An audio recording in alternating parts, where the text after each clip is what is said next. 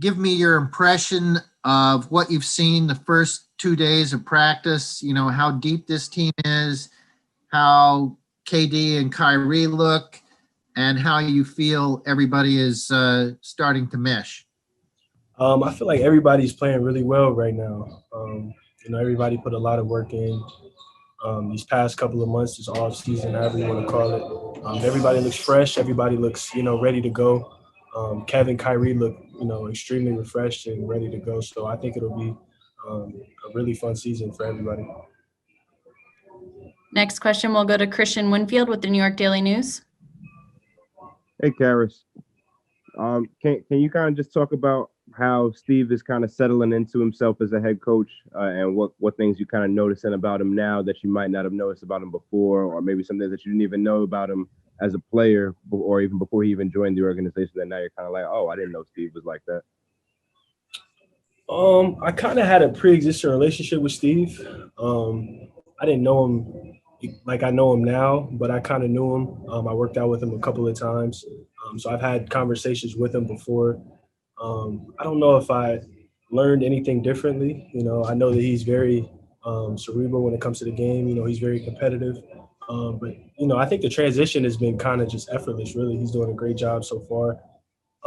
He's been in our shoes. He's been a player, obviously. And he kind of knows what, training camp looked like for him. He knows what, we kind of need as a team. So I think he's doing a great job thus far. Next question goes to Brian Lewis of the New York Post. Hey, Caris. I know you're only a couple days into this, but has Steve given you any kind of ideas on how he differently would plan to use you than, say, Jacques had or Kenny had? And do you think that you're going to be off the ball more than you had been in the past? I'm not sure. Those are probably Steve questions, to be honest with you. We right now we're kind of just talking, the plays and positioning defensively, and how we can, be better as a group. I think we'll get into those things as, the games start to get closer.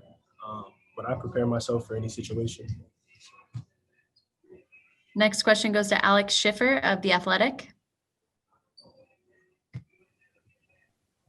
Hey, Caris. Jeff Green's the veteran newcomer you guys have this year, kind of like GT or Wilson was last year. I'm curious what you see out of him and where you think he can help you guys the most.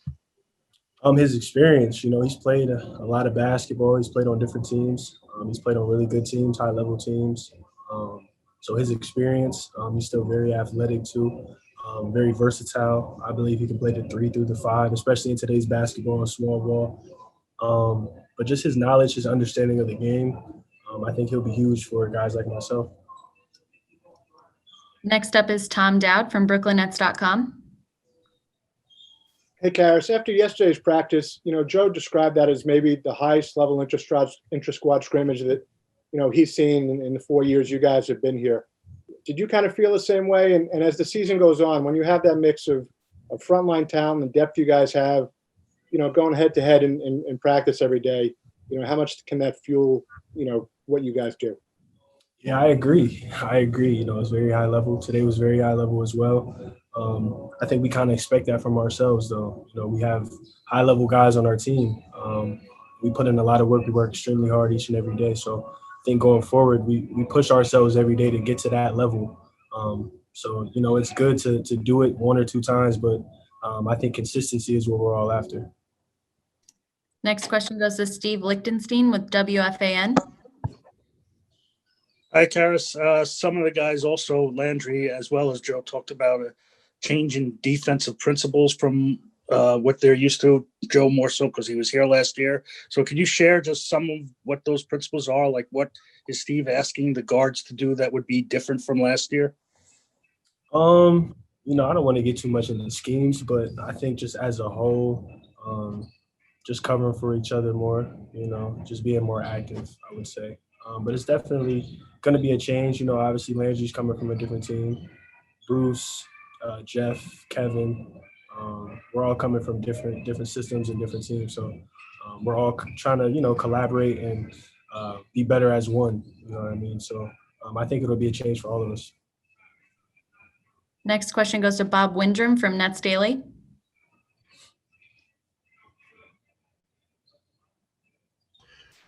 Is there anybody who surprised you, Caris, in the first 2 days? Anybody who you looked at and said, I didn't know he could do that?